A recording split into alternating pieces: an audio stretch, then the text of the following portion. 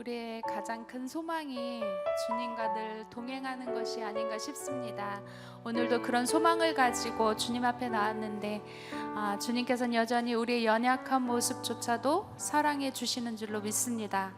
믿으십니까? 아멘. 우리 그런 소망을 가지고 이 시간 함께 찬양하겠습니다.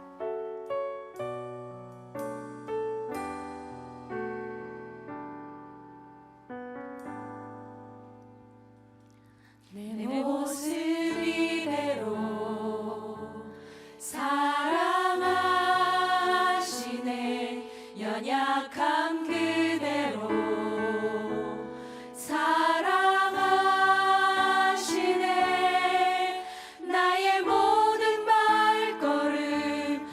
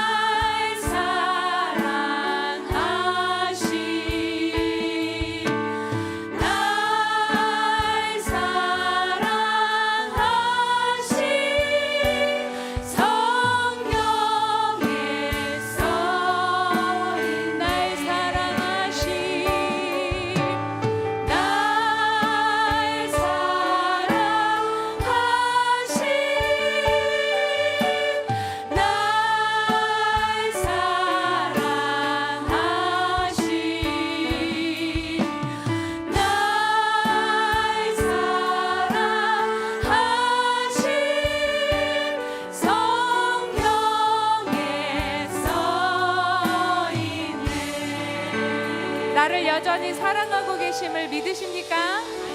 이 시간 그럼 기쁨으로 감사함으로 박수 치시면서 찬양하겠습니다. 예수 사랑하심은 거룩하신 말일세. 우리들은 약하나 예수 권세 많도다. 날 사랑하신 날 사랑하신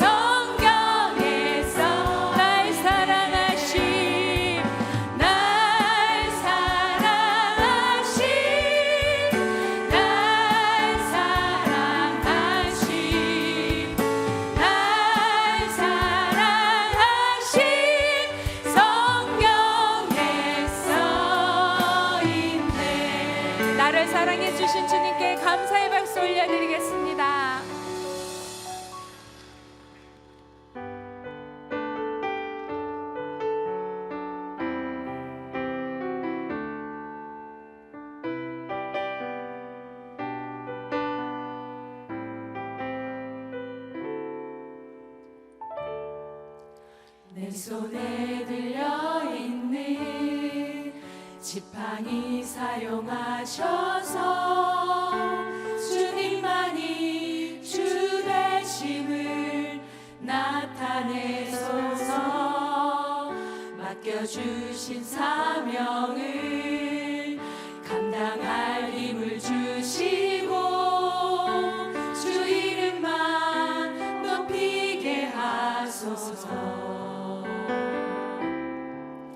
완악한 세상에서 믿음을 지키는 자로 선하신 주 의지하여 살게 하소서. 거룩한 백성으로 구별된 주의 자녀로 주 이름만 따르게 하소서. 나의 하나님 그는 여호와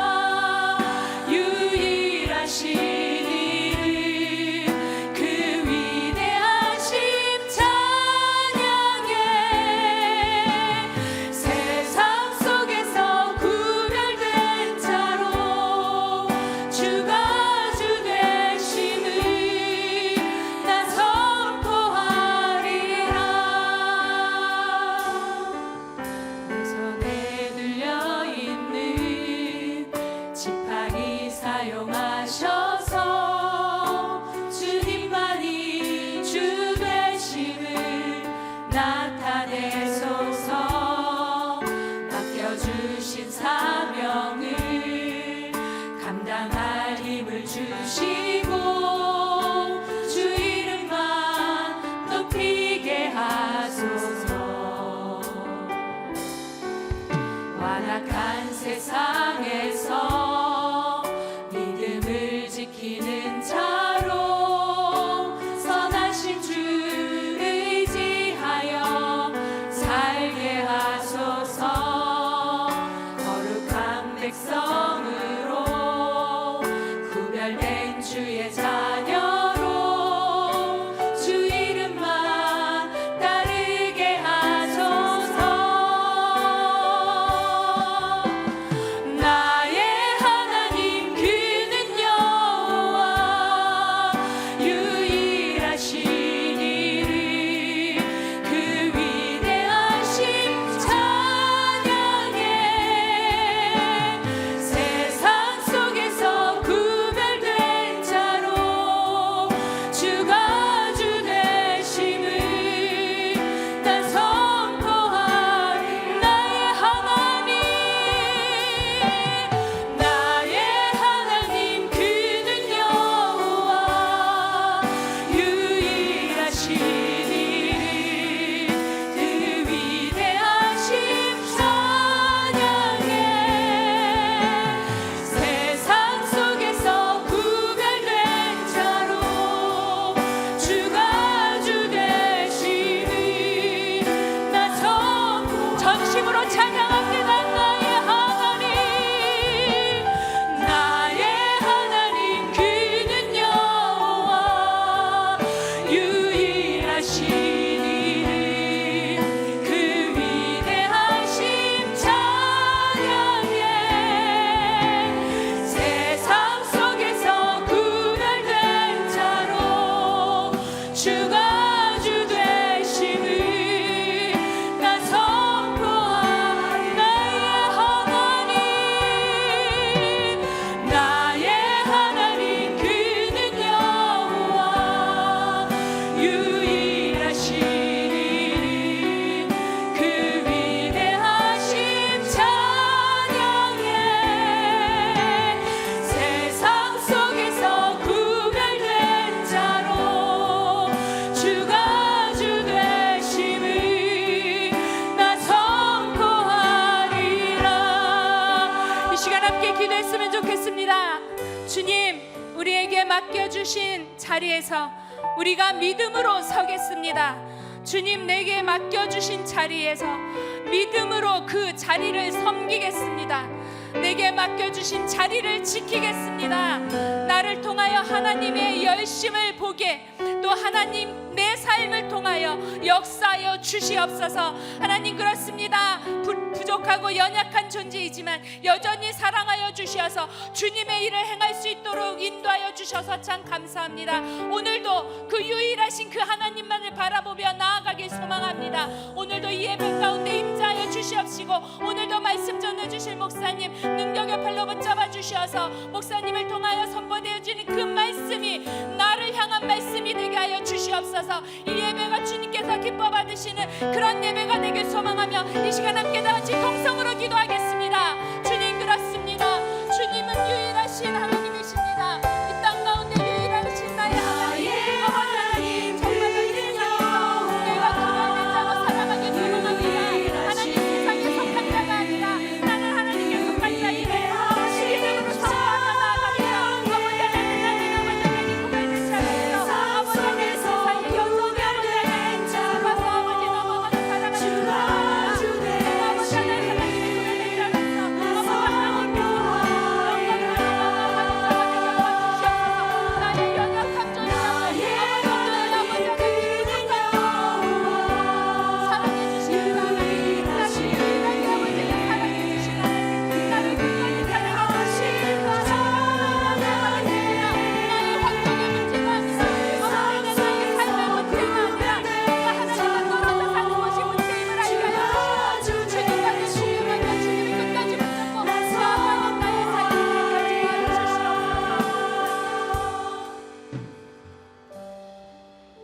생명의 주관자 되신 주님, 우리에게 호흡을 허락한 이유가 있다면 우리에게 전 존재로 주님을 예배하고 주님을 경배케 하기 위해서임을 고백합니다. 이곳에 함께 하시는 모든 분들 가운데 주님을 향한 그런 경배와 찬양과 송축이 있길 소망합니다. 그래서 이 백성은 내가 나를 위하여 지었나니 나의 찬송을 부르게 하려 함이라는 말씀이 이 시간 가운데 응하는 경험되는 복을 누릴 수 있도록 도와주옵소서. 우리 다양한 모습 가운데 이 시간 주님 앞에 나갑니다. 주님 앞에 나갈 때마다 우리의 안에 있는 장애물들이 있다면 주님 그것이 치워지는 은혜가 있게 도와주셔서 주님께서 이 시간을 통해서 나에게 하시는 말씀이 무엇인지 깨달아 아는, 그리고 그 말씀에 순종하는 복을 누릴 수 있도록 도와주시옵소서. 우리를 사랑하셔서 우리를 부르시고 함께 하시는 살아계시는 예수님의 이름으로 기도합니다. 아멘. 할렐루야. 이 시간에 함께 하신 여러분을 주님을 축복합니다. 여름이 이제 느껴지죠. 어느 날 제가 보통 창문을 닫고 자는데 더워서 창문을 열어야 되는 상황이 오더라고요. 이게 날씨가 바뀌었구나. 이렇게 계절의 변화가 있을 때마다 우리가 하나 기억하는 것은 하나님은 참 신실하시다.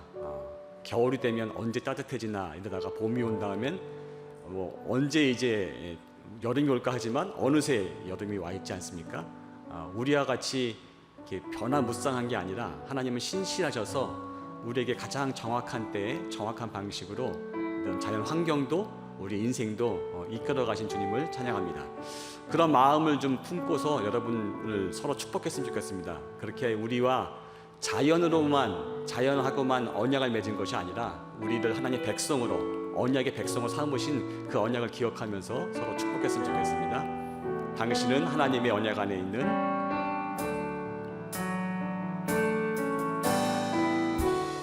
당신은 하나님의 언약 안에 있는 축복의 통로, 언약 안에 있는 축복의 통로. 당신을 통하여서 열방이, 당신을 통하여서 열방이 주께 돌아오게 되리. 자신을 축복할까요? 우리는 하나님의 언약 안에 있는 축복의 통로, 언약 안에 있는 축복의 통로. 내 삶을 통하여서 열방이 주께 예배하게 되리. 하나님을 찬양하는 박수 올려드리겠습니다. 할렐루야. 아멘. 오늘 말씀을 읽을까요? 사도행전 1장 1절부터 5절까지 말씀을 읽겠습니다. 사도행전 1장 1절부터 5절까지를 저랑 한 절씩 교대로 교독하시겠습니다. 제가 먼저 읽겠습니다. 데오빌로여, 내가 먼저 쓴 글에는 무릇 예수께서 행하시며 가르치시기를 시작하신부터 그가 택하신 사도들에게 성령으로 명하시고 승천하신 날까지의 일을 기록하였노라. 그가 고난받으신 후에 또한 그들에게 확실한 많은 증거로 친히 살아계심을 나타내사 40일 동안 그들에게 보이시며 하나님 나라 일을 말씀하시니라. 사도와 함께 모이사 그들에게 분부하여 이르시되 예루살렘을 떠나지 말고 내게서 들은 바 아버지께서 약속하신 것을 기다리라. 같이 읽을까요? 요한은 물로 세례를 베풀었으나 너희는 몇 날이 못되어 성령으로 세례를 받으리라 하셨느니라. 아멘. 모태신앙이 아닌 저는요, 이렇게 무신론자의 시간을 오랫동안 보냈습니다. 어떻게 보면 과학주의자였고 과학으로 설명되지 않는 것은 받아들이지 않는 때가 있었습니다. 그런 저에게 이제 예의상이라나마 교회에 출석할 수 있는 기회가 주어졌습니다. 처음엔 예의상 나갔긴 했죠. 근데 그때 저는 무신론자였기 때문에 한 번도 죽음에 대해서 굳이 진지하게 생각해 본 적은 없었던 것 같습니다. 그냥 아마 대부분이 신앙 없는 분들이 그러지 않을까 싶은데요. 그냥 죽음에 대해서 무감각하거나 아무 생각 없이 지내는 게 대부분인 것 같고, 가끔은 뭔가 그런 문득문득 죽음에 대한 두려움이 올 때마다 이렇게 회피하는 것이 신앙이 없는 사람들의 일반적인 모습인 것 같습니다. 그러다가 교회 나가면서 특별히 같이 이제 신앙생활하던 친구가 너무나 이제 죽음에 대해서 강하게 얘기하는 거, 죽음과 그 뒤에 심판과 뭐 부활과 막, 그러니까 이게 뭐지? 약간 제 안에 어떤 두려움이 왔어요. 두려움은요, 어떻게 보면 인간으로서 본능적인 것입니다. 특히 죽음에 대한 두려움이요. 근데 저는 아마도 그 죽음에 대한 두려움을 잊으려고 노력했던 것 같아요. 왜냐면 죽음을 가장 잘 느끼게 하는 영화가 뭐죠? 공포 영화잖아요, 그렇죠? 호러물들.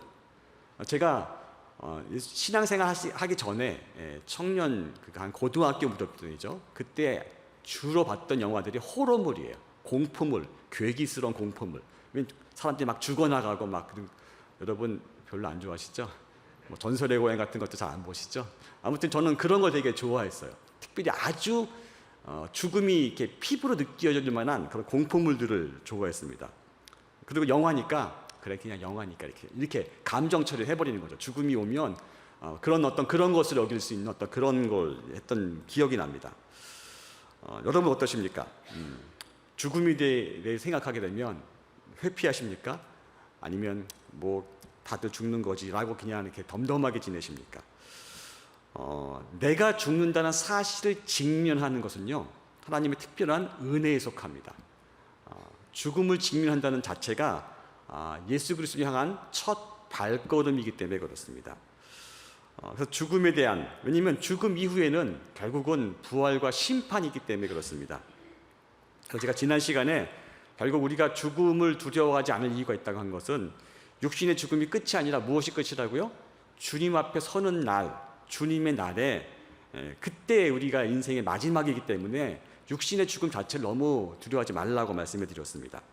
우리가 사는 이 죄와 죽음이 특징인 이 시대를 살지만 우리가 사는 시대는요, 예수 그리스도를 믿는 우리가 사는 시대는 오는 시대, 하나님의 온전한 공의와 선과 아름다움이 회복되는 그 미래가, 완성된 미래가 현재를 침노하는 그 시간을 살기 때문에 우리에겐 육신의 죽음 자체가 그렇게 큰 두려움은 아니다고 말씀을 드렸습니다. 기억나시죠? 제가 처음 얘기하는 거 아니죠? 그리고 예수님을 통해서 이 땅 가운데 이 시대 가운데 오는 시대의 통치를 누리는 것이 우리에게 열렸다고. 그래서 조금은 이제 오늘은 그것을 조금 더 확장해서 구체적으로 말씀을 통해서 나누고 싶은데요. 예수님의 핵심적인 가르침을 좀 나누고 싶습니다. 많은 분들이 성경을 오래 여러 번 읽으셨어도 많은 성경을 암송하고 있을지라도 성경을 성경적인 관점으로 보지 못하면요, 성경을 왜곡할 수 있습니다. 즉 성경적인 세계관이 있는데 그것을 모르고 아무 성경을 읽어봤자 그 성경을 성경에서 얘기하는 바대로 이해하지 못합니다. 주로 이단들이 그런 걸 많이 하죠. 예를 들면 그 신천지란 이단에서는요, 개역판만 씁니다. 성경을 개역 개정판도 안 쓰고 영어 성경도 안 써요. 왜냐하면 그들의 교리를 개역판에 맞췄기 때문에 그래요. 그래서 말장난을 하죠. 말장난을 이렇게 합니다. 그래서 개역 개정이나 영어나 원어로 보면 그 뜻이 아닌데 그들은 자기네 교리에 맞춰서 다 아전인수 같이 이렇게 짜 맞췄기 때문에 금방 들통나서 개역판만 봅니다. 그러니까 성경은 번역본이잖아요. 저희가 보는 건 대부분이. 그렇기 때문에 다양한 번역본을 봐야 됩니다. 특별히 성경을 한 가지만 고집해서 읽으시면 조심하셔야 돼요. 성경적인 세계관을 놓칠 수 있습니다. 가능한 여러분이 할 수 있는 언어로, 다양한 언어로 성경을 읽으셔야 성경적인 관점에 조금이나마 가까이 갈 수 있습니다. 더 중요한 거는 그 예수님의 가르침의 핵심이 무엇인지를 깨닫는 데 있습니다. 왜냐하면 이런 성경적인 관점은 결국 그 기초가 어디에 있습니까? 예수님의 가르침이 있기 때문에 그렇습니다. 예수님의 가르침을 바르게 깨닫게 될 때, 즉 예수님의 가르침 중에 가장 핵심이 무엇인지 깨닫게 될 때 나머지 성경들이 이렇게 풀려나고 이해가 될 수 있습니다. 오늘은 그 예수님의 가르침 중에 가장 중요한 가르침을 나누고자 합니다. 예수님이 공생의 기간 동안에 수많은 설교를 하셨는데 그 중에 76번에 걸쳐 하신 설교의 주제가 바로 이것이었습니다. 무엇일까요?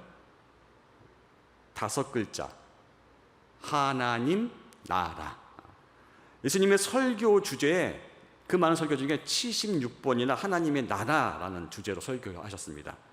그리고 예수님이 공생애를 처음 시작하실 때 첫 설교 내용이 무엇이었을까요?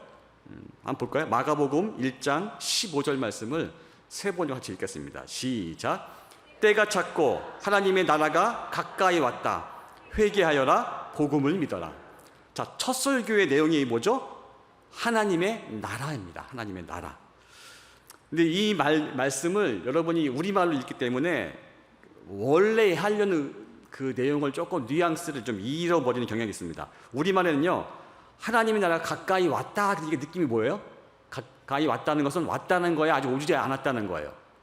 우리말에서는 오지 않았다는 거예요. 근데 원어는 그렇지 않아요. 우리말에서는 가까이 왔다라는 것은 아직은 오지 않았다는 느낌이 강하지만 원어로 가면요, 이 동사가 현재 완료형입니다. 무슨 얘기냐면 현재 완료형은 어떤 사건이나 동작이 과거로부터 현재까지 영향을 미치며 미래까지 진행될 가능성까지 내포하는 표현 방식이에요. 쉽게 말하면 하나님에 가까이 왔다는 것은 이미 도달했으나 아직 완전히 성취된 것은 아니다라는 의미를 담고 있습니다.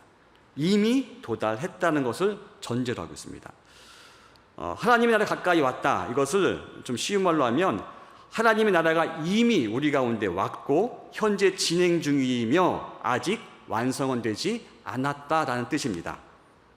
예수님의 첫 설교의 그 선포 내용이 너희가 그렇게 기다리던 하나님의 나라가, 하나님의 통치가 이미 왔다라고 이야기하는 것입니다. 이 하나님의 나라를 이야기할 때는요, 저희가 지난 시간에 배웠던 성경적인 역사관을 좀 잘 이해할 필요가 있습니다. 왜냐하면 그 맥락에서, 그래서 바탕으로 해서 하나님의 나라가 선포되고 있기 때문에 그렇습니다. 두 단어를 잘 기억하시면 좋을 것 같아요. 오늘은 두 단어. 지난 시간에는 이 시대와 오는 시대, 기억나시죠? 그걸 기억하시면 되고, 오늘은 이미와 아직, 이미와 그러나 아직, 요 두 가지 단어를 잘 기억하시면 됩니다.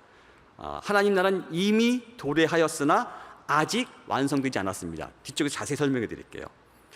이 땅에 임하는 하나님 나라에 믿음으로 들어가는 것이 성경적인 의미의 구원이라고 할 수 있습니다. 이 땅에 임하는 하나님의 통치 가운데 들어가는 것이라고 할 수 있죠.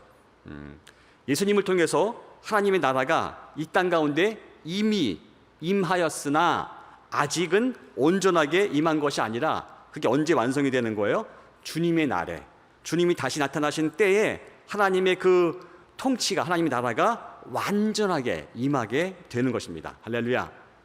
이 그림이 여러분 가운데 있으셔야 돼요.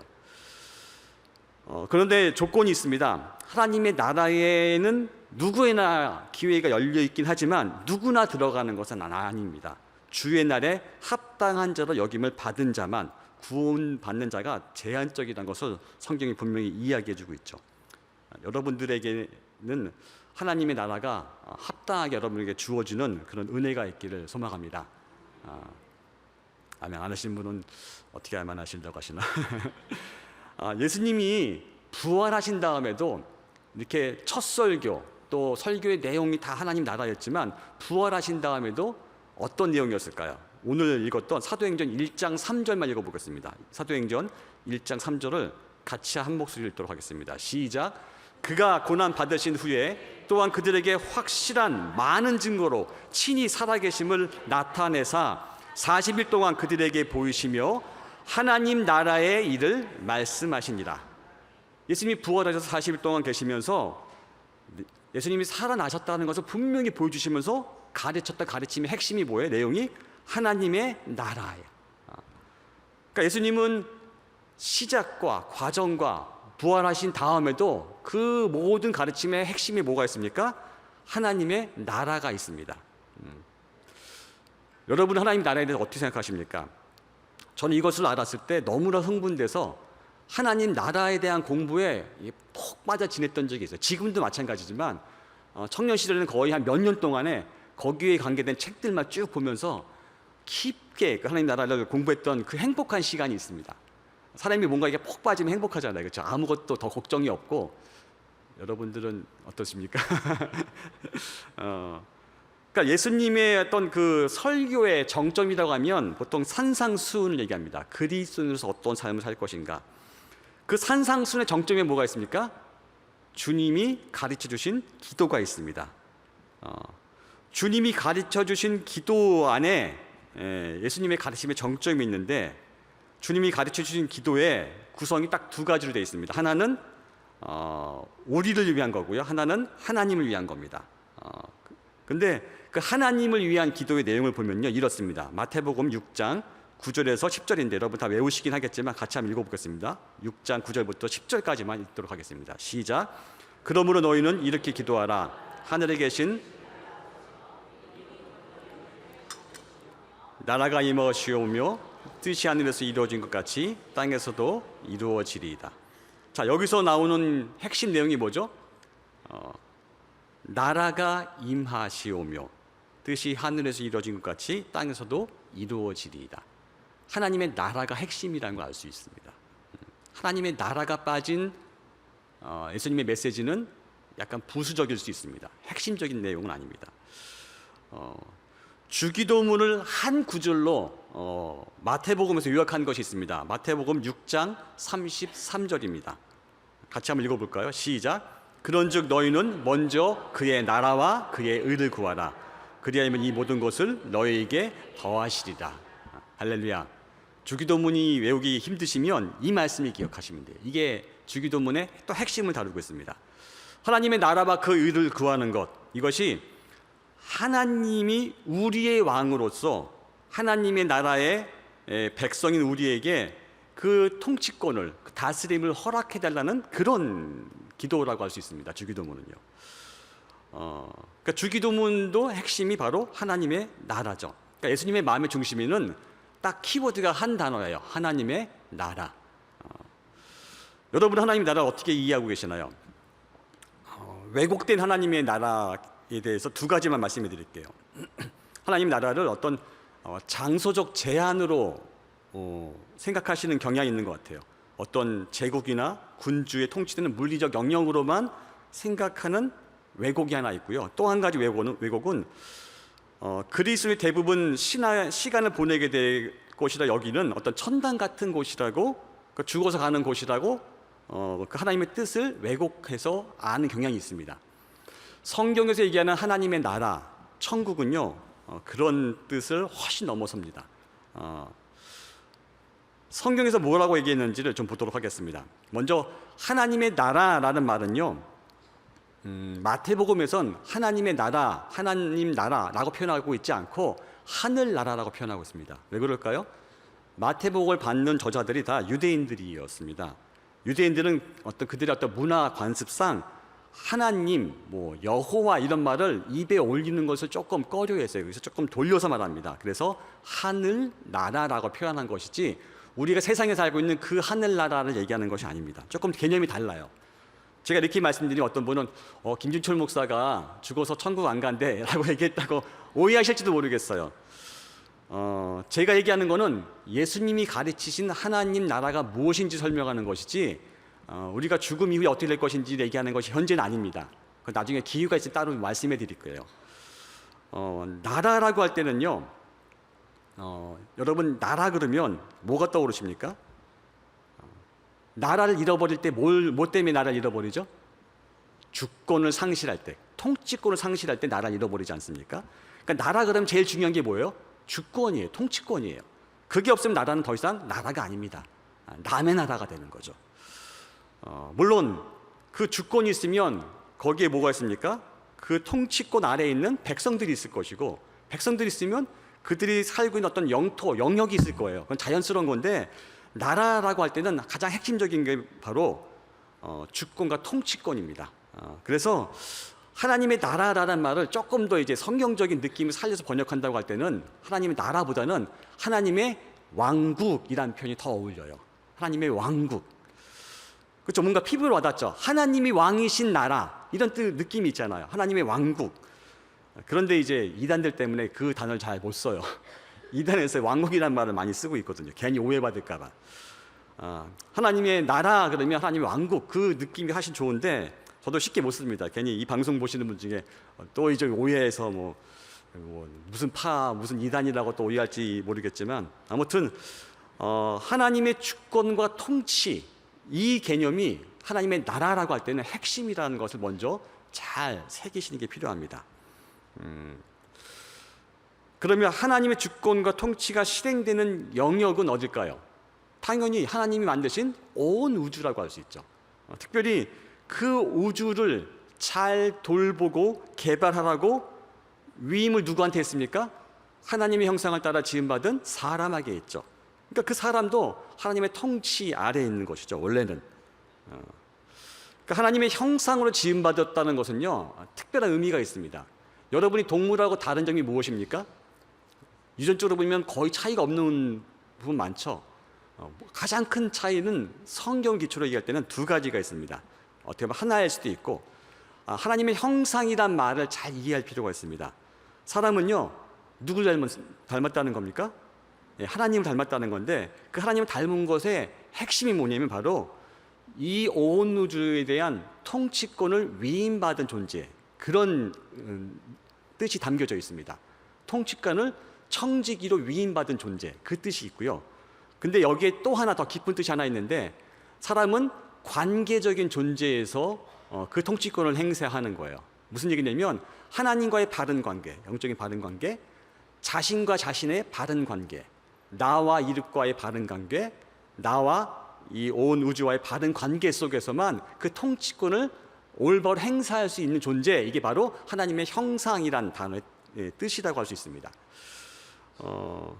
조금 이제 한번 정리하고 가면요, 하나님의 나라 그러면 복잡하게 생각하실 거 없이 하나님의 다스림, 하나님의 통치라고 기억하시면 좋을 것 같아요. 즉 하나님의 유일한 왕으로 다스리시는 것, 이게 하나님의 나라라는 말의 핵심적인 내용입니다. 하나님의 유일한 주가 되시는 거죠. 그런데 이 하나님의 다스림, 이 통치에 대해서 잘 바르게 이해하려면 우리가 지난 시간에 봤던 이 시대와 오는 시대에 대한 어떤 시간적 긴장감을 좀 이렇게 이해할 필요가 있어요. 그게 오늘 배울 뭘까요?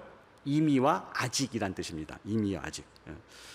지난 시간에 복습을 잠깐 해드리면 이 시대는 뭐였습니까? 아담 타락 이후에 죄와 허물로 온 우주가 신음하는, 그래서 죄악과 불의와 추함이 점철되는 시대를 일컫는 단어가 성경에서는 이 시대입니다. 우리말 성경에서 주로 이 세대라고 많이 번역이 되어 있다고 말씀을 드렸죠. 특징이 죄와 사막입니다. 그리고 오는 시대는 뭐냐면요, 이 시대가 끝나고 종결되고 주의 날에 종결되고 하나님의 온전한 임재와 공의와 선과 아름다움이 회복되는 시대, 그 시대를 오는 시대라고 이야기합니다. 그러니까 영생이라는 것은 바로 이 오는 시대의 의미에 더 가까운 뜻이 영생이라고 할 수 있는 거죠. 그런데 예수님께서 이 땅에 오셔서 이 시대 가운데 뭘 가져오신 거예요? 오는 시대를 시작하신 거예요. 그게 뭐예요? 하나님의 나라입니다. 하나님의 나라. 오는 시대에 하나님의 온전한 통치를 이 땅 가운데 경험하는 것을 하나님의 나라라고 할 수 있는 것입니다. 근데 여기는 중요한 긴장이 있어요. 바로 이미와 아직. 앞에서 말씀드린 것 같이 예수님과 함께 하나님 나라가 이미 이 시대 가운데 도래해야 했습니다. 그러나 아직 완성된 것은 아닙니다. 그래서 이 두 긴장, 보통 초림과 재림이라고 하는데, 이 긴장을 잘 이해할 필요가 있어요. 왜냐하면 그것을 잘못 이해해서 이단이 나와요. 예를 들면 구원파 같은 경우는 나는 이미 구원받았으니까 그 뒤의 삶에 대해서는 내가 뭐 마음대로 해도 돼라는 식으로 흘러갑니다. 그래서 너무 이미만 강조하는 거예요. 또 어느 이단들은요, 아직을 강조합니다. 그래서 끝까지 가봐야 안다는 식으로 이렇게 어떤 교인들을 이렇게 불안과 공포로 몰아가면서 약간 착취를 하는 경향이 있습니다. 그러니까 이미만 얘기하거나 아직만 얘기할 때 그걸 이단이라고 할 수 있습니다. 그래서 이 두 가지의 건강한 어떤 균형이 필요합니다. 마치 바이올린을 켤 때 바이올린의 현의 줄을 너무 느슨하게 하면 소리가 나요? 안 나죠. 너무 세게 감아요. 그러면 끊어지잖아요. 소리가 또 안 납니다. 적절한 텐션, 적절한 긴장이 있어야 되는 것 같이 신약 성경이 기록될 때는 그런 시간의 긴장을 가지고 기록하고 있는데, 이미와 아직이란 말을 이해하시면 좋아요. 쉽게 말하면 이미 구원받았지만 구원 받을 거예요. 약간 이 긴장이 있어요. 이것을 놓치시면 여러분의 신앙이 좀 왜곡되기 쉽습니다. 먼저 구약은요, 무엇을 이야기하고 있습니까? 성경책에서 핵심을 딱 뽑으라고 한다면 뭐가 나올까요? 아니, 성경이 한약이라고, 어차피 구약, 신약, 약이니까 한약을 상상을 하시고 잘 다려서 꽉 짰어요. 그러면 한 방울이 탁 떨어지는 게 있어요. 그게 뭐죠? 예수 그리스도. 구약은 장차 올 예수 그리스도에 대한 이야기고요. 신약은 이미 오신 예수 그리스도에 대한 이야기입니다. 그러니까 성경의 중심은 누구라고요? 예수 그리스도입니다. 그런데 그리스도란 말이 메시아란 말이잖아요. 메시아가 구약에서 예언할 때는 이렇게 한 번에 오는지 두 번에 오는지 몰라요. 마치 멀리서 산을 하나 보고 있는데 이 산이 멀리서 볼 때 하나같이 보이지만 이 산이 두 개가 겹쳐 있으면 실제 가까이 가서야 비로소 하나가 아니고 두 개라는 걸 알 수 있잖아요. 그러니까 구약에서는 그렇게 흐릿하게 이제 보이는 거죠. 실상에 와봤더니 예수님이 초림 처음 오셨고 다시 재림으로 오신다는 것을 알게 된 거예요. 신약에 이르러서 비로소. 그래서 이미와 아직이란 긴장이 생긴 것입니다. 예수님이 이 땅에 오셨을 때 하나님 나라가 도래했습니다. 할렐루야. 그게 초림이고요. 예수님은 다시 오실 것입니다. 하나님 나라의 완성을 위해서 다시 도래하실 것입니다. 그것이 바로 재림입니다. 그래서 이미와 아직의 긴장 가운데 있다는 것 여러분이 잘 갖고 계셔야 돼요. 그리고 성경적인 용어 중에 말세란 말이 있습니다. 마지막 때, 바로 이 초림과 재림 사이의 시간을 말세, 마지막 때라고 성경에서 이야기합니다. 세상에 이단들이 얘기하는 몇 월 며칠이 말세, 이게 아니라요. 그건 다 이제 왜곡된 것이고, 성경은 이 초림과 재림 사이를 일컫는 단어를 말세, 마지막 때라고 얘기합니다. 이 말을 조금 이제 이해하기 쉽게 어느 신학자가 좀 설명했는데, 여러분 노르만디 상륙 작전 아십니까? 잘 모르세요? 역사 배우시니까 꽤 오래되셔서 잘 모르시나요? 노르만디 상륙 작전을 2차 대전에 있던 사건인데요. 1944년 6월 6일에 아이젠하워러 사령관하는 연합군이 독일에 점령당한 프랑스 서해 해안 노르망디를 이제 점령하려고 하는 그 상륙 작전이 있었습니다. 당시에는 독일 측에서 롬멜 장군이 노르망디를 지키고 있었기 때문에 어떻게 할 수가 없는 상황이 있는데, 6월 1일경에 아이젠하워가 연합군은 6월 6일 날 D-Day 정하고, 그러니까 이거는 결정의 날, 작전이 수행해야 된다는 날입니다. D-Day 정하고 이제 상륙 작전을 개시하기로 결정했습니다. 당시에는 안개가 짙었기 때문에 연합군의 상륙이 어려울 것을 판단한 이 롬멜 장군은 미스한 거죠. 베를린으로 돌아갔어요. 그때 그 D-Day 날 6월 6일 날 노르망디에 상륙 작전했던 그날을 작전명이 D-Day입니다. D-Day. 예정된 바로 그날이라는 뜻인 건데, 노르망디 해변을 점령하는 데 성공했습니다. 그래서 100만 명이 상륙했고 전세는 대역전이 되어서 연합군이 승리하는 어떤 전환점이 되었죠. 지상 최대의 작전이 그날이었습니다. 노르망디에 상륙했던 그날. D-Day가 1944년 6월 6일이었지만 그러나 V-Day, 승리의 날은 곧 오지 않았습니다. 왜 그렇죠? 상륙 작전 성공했지만 그 외 지역적으로 계속 그 작은 전투들이 있었겠죠. 그게 한 1년 가까이 갑니다. 그래서 결국 독일은 다음 해인 1945년 6월에, 그리고 일본은 1945년 8월 14일에 패전을 선언했습니다. 즉 1년 뒤에 드디어 V-Day, 승리를 이제 경험하게 된 거죠. 그러니까 그 1년간 지속적인 전투가 계속 벌어지고 있었습니다. 우리가 봐도 비슷한 상황인 거예요. D-Day, 예수님이 초림으로 오셨어요. 근데 아직 V-Day는 아닌 거예요. 재림 때 완성이 돼요. 그럼 이 사이에 뭐가 있어요? 전투가 계속 있다는 사실입니다. 여러분을 통해서 하나님 나라가 이 땅 가운데 계속 확장되는 그런 전투가 계속 있다는 사실입니다. 그래서 영국의 유명한 신학자인 톰 라이트는 이걸 이렇게 표현했습니다.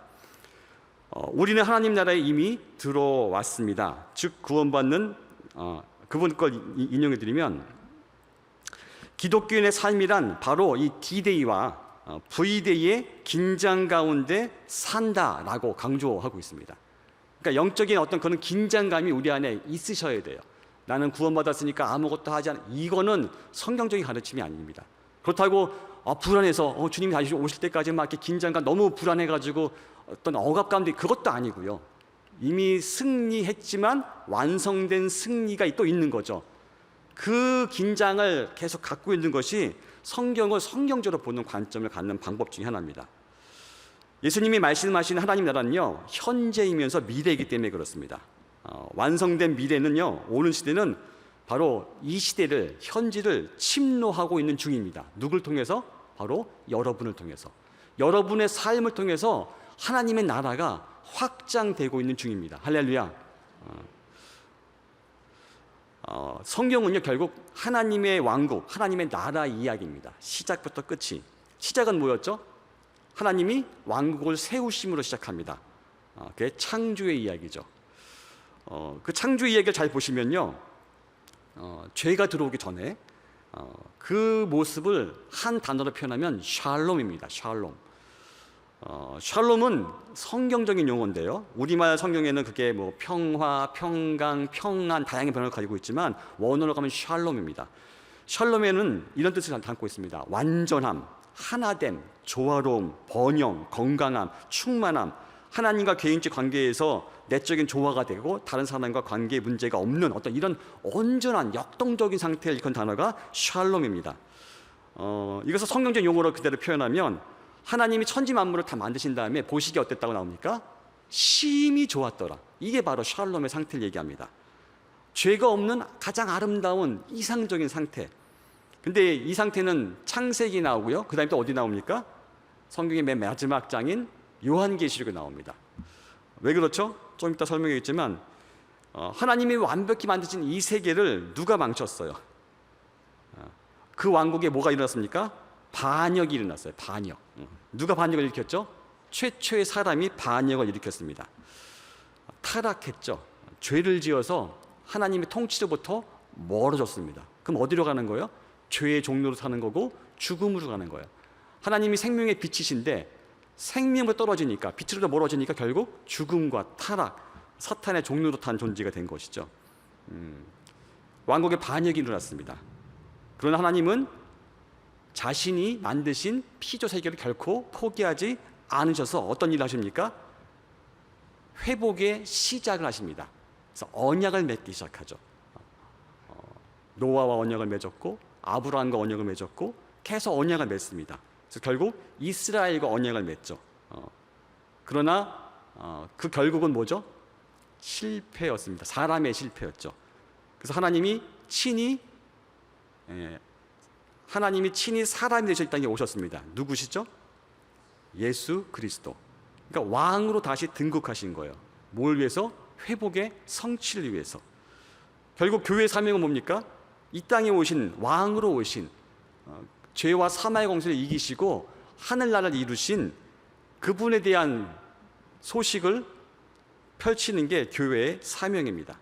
그리고 부활 승천하신 예수님이 다시 오십니다. 왕의 귀환, 다시 돌아오십니다. 회복의 완성입니다. 그때 어떤 일이 벌어집니까? 다시 샬롬이 회복이 되죠. 근데 조심할 건 뭐냐면요, 이렇게 말씀드리면 다시 에덴으로 돌아가는 줄 알아요. 아닙니다. 그렇지 않습니다. 성경은 에덴으로 시작해서 뭐로 끝납니까? 새 예루살렘으로 끝납니다. 도시로 끝납니다. 무슨 뜻입니까? 만약에 제가 어릴 때부터 유전병을 갖고 태어났다고 상상 한번 해볼게요. 그러면 자라면서 유전적인 문제 때문에 계속 왜곡이 일어납니다. 발도 뒤틀리고 막 몸도 바뀌고 막 그러다가 제가 성인이 되어서 의료기술이 발달해서 그 유전병을 고칠 수 있는 어떤 약이 개발됐습니다. 치료제가 개발되어서 주사약을 맞고 그 유전병이 치료가 되었어요. 그러면 그때는 제가 아기로 돌아갑니까? 어른에서 회복된 상태가 됩니까? 그렇죠. 어른에서 회복된 상태가 됩니다. 그러니까 에덴으로 돌아가는 것이 아니라 새 예루살렘, 우리가 상상을 뛰어넘는 하나님의 새로운 창조, 새 하늘과 새 땅, 새로운 것으로 다시 가는 것입니다. 아마 거기는 상상해 볼 수 있는 수많은 아름다운 것들이 있을 것 같아요. 예를 들면 우리가 이 땅에 살아가면서 인류 역사를 볼 때마다 여러분을 감동시키는 것들이 많죠. 예술도 그렇고 어떤 철학도 그렇고 아름다운 것들이 많습니다. 심지어는 제가 가장 아름다운 거는 다른 사람을 위해서 자신의 목숨을 희생한 사람들인 것 같아요. 그분들의 아름다움은 아마 영원히 기억되어야 될 것인가, 기억되어야 되지 않나라는 생각이 드는데, 그런 아름다운 것들은 남아있는 거죠. 뭐만 없어지는 거예요? 새하늘 새 땅에선 죄와 그 영향력만 없어지는 겁니다. 이 세계는 누구의 세계입니까? 하나님의 세계입니다. 근데 많은 분들이 이거 거꾸로 생각해요. 이 세계를 자꾸만 떠나시려고 그래. 떠나는 게 아니고 하나님 나라는요, 이 땅으로 임하는 거라고 제가 계속 말씀드리죠. 하나님 나라는 이 땅으로 임합니다. 무엇을 위해서? 회복을 위해서. 회복의 완성은 언제고요? 주님이 다시 오실 때, 그때 온전한 회복이 있습니다. 물론 우리가 소망하는 건 그거죠. 내가 살아있는 동안 주님이 이 땅에 임하시는 거, 재림하시는 거 보고 싶다는 소망이 있어서 지난 시간에 마지막으로 주 예수여 어서 오시옵소서라는 소망이 다 있을 겁니다. 그렇죠? 저도 있습니다. 그러나 주님이 오시기 전까지는요, 그렇게 완전한 임함은 있는 것이 아닙니다. 우리는 창조되었을 때 하나님과 이렇게 바른 통치 가운데, 관계 가운데 있을 때 아름다운 삶을 살게 창조가 되었기 때문에 우리가 살아갈 생명의 길은 오직 한 가지밖에 없다는 겁니다. 우리 안에 무슨 누구의 통치? 하나님의 통치, 하나님의 나라가 임하는 것이 없으면 안 되는 존재예요. 근데 많은 분들이 그걸 선택지로 생각하세요. 성령은 충만해도 되고 충만하지 않아도 되는 것이냐 생각합니다. 절대로 그렇지 않습니다. 하나님의 다스림이 없다는 것은 뭐죠?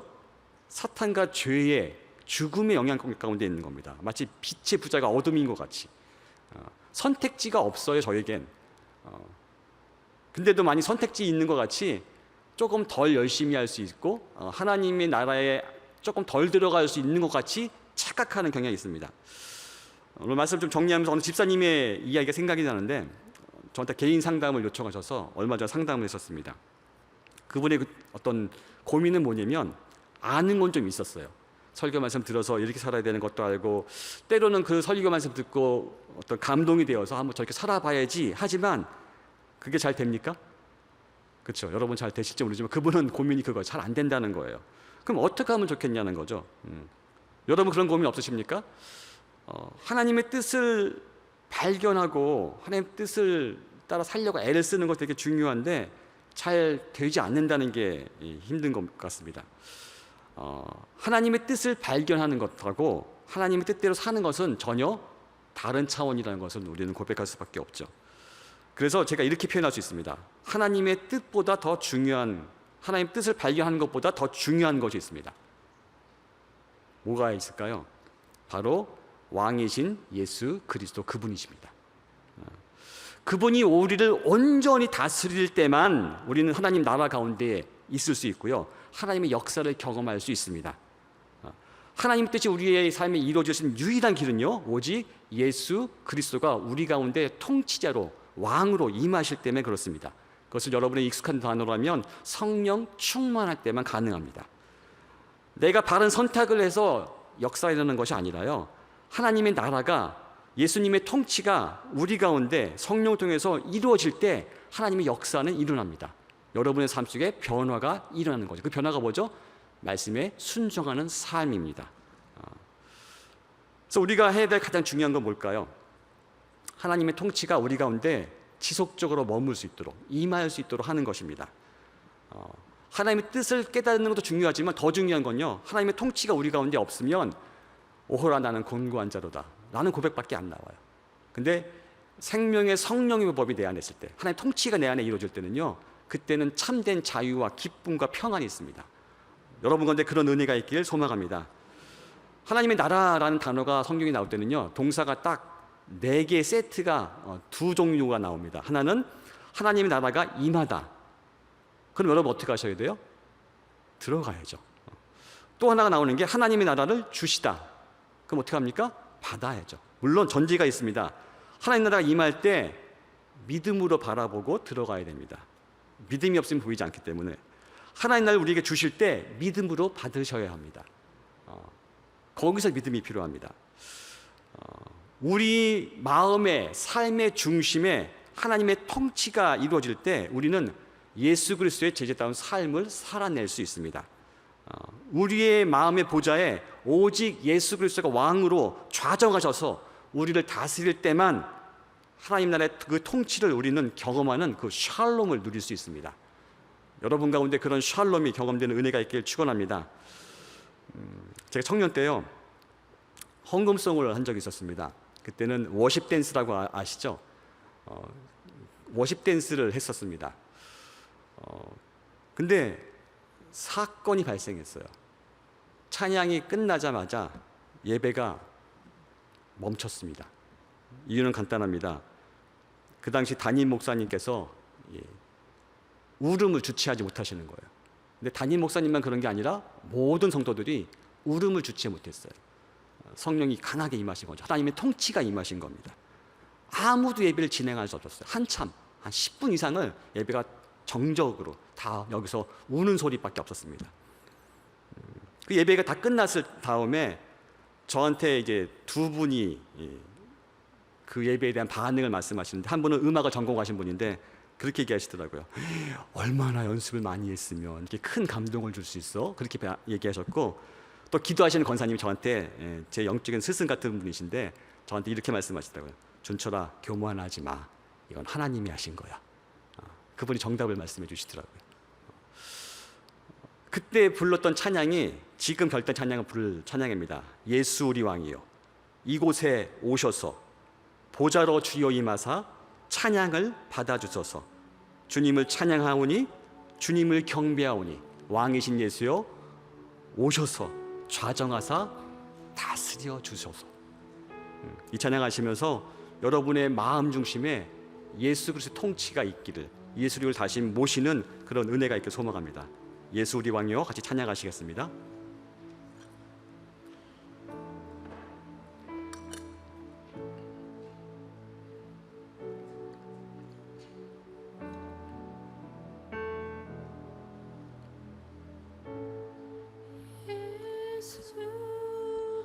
우리 왕이여 이곳에 오소서, 이곳에 오소서. 보좌로 주여 임하사 보좌로 주여 임하사 찬양을 받아 주소서. 주님을 찬양하오니 주님을 찬양하오니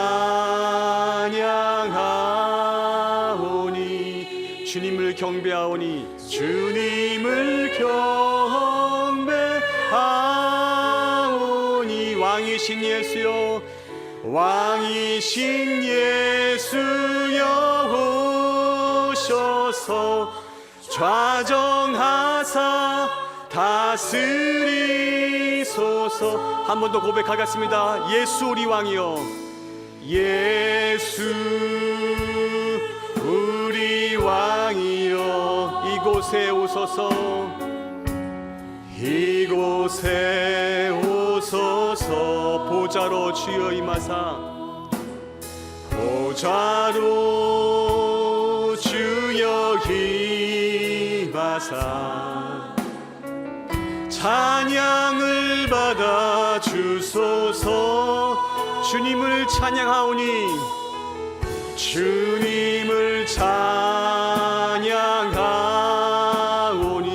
주님을 경배하오니 주님을 경배하오니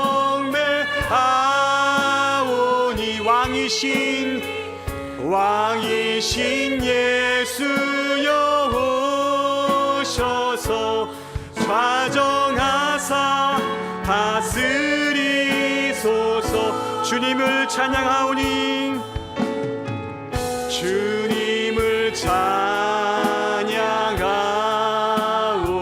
주님을 경배하오니 주님을 경배하오니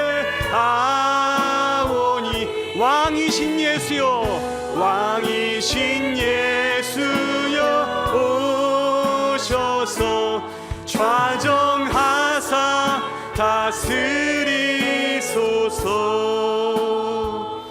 이 시간 기도했으면 좋겠습니다. 우린 연약합니다. 자주 넘어집니다. 날마다 결단하지만 매일같이 실패합니다.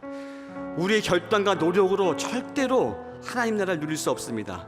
주님이 우리의 유일한 주가 되실 때, 하나님 나라가 우리 가운데 임할 때만 우리는 아름다운 삶을 살 수 있습니다. 이 시간 말씀을 기억하면서 주님, 이 시간 우리 가운데 임해달라고 우리 주님 한번 크게 부르시고 같이 기도하시겠습니다. 주님 그렇습니다. 하나님, 우리가 이 시대를 살아가고 있기에 세상의 영향 가운데 있습니다. 하나님, 그러나 우리 안에 계신 성령은 바로 하나님 나라의 통치의 하나님 통로입니다. 우리 안에 계신 성령 하나님, 우리에게 날마다 하나님의 나라, 즉 예수 그리스도의 통치를 경험케 하여 주시옵소서.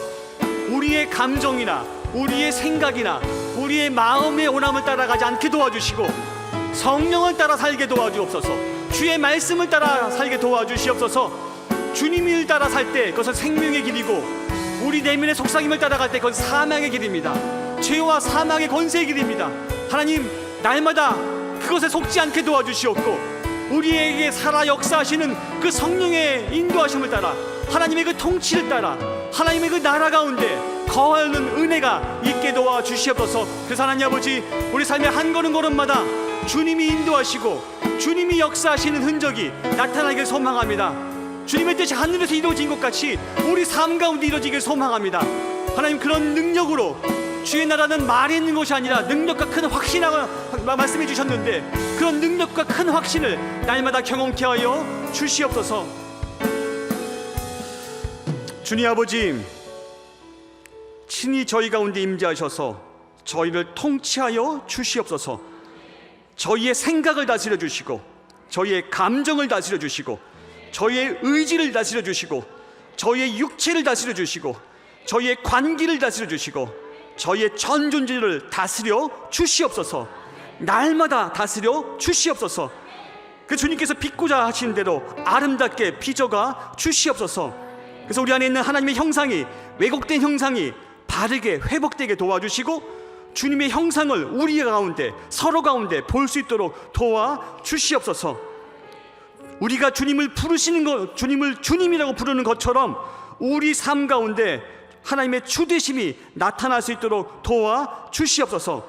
그래서 하나님의 주되심이 하늘에서 이루어진 것 같이 우리의 삶에서도 하나님의 나라, 즉 하나님의 통치가 이루어지게 하여 주셔서 우리의 삶을 통해서 하나님의 영광이 드러날 수 있도록 축복하여 주시옵소서.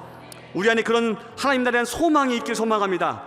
언젠가 있는 것이 아니라 날마다 우리 삶 가운데 하나님 나라가 임하길 소망합니다. 하나님, 그런 소망이 우리 가운데 날마다 깊게 자리 잡을 수 있도록, 경험할 수 있도록 축복해 주시옵소서. 이 시간 또 주님께 그런 소망이 있어서 드려진 예물들이 있습니다. 예물을 바친 손길마다 하나님의 통치가 그 재정 가운데 임하게 도와주셔서 하나님의 역사를 그 삶 가운데 경험할 수 있도록 축복하여 주시옵소서. 우리를 사랑하셔서 우리 가운데 날마다 하나님의 나라를 이루고 계시는 살아계시는 예수님의 이름으로 기도합니다. 아멘. 다 같이 일어나셔서 주기도문 찬양으로 예배를 마치도록 하겠습니다.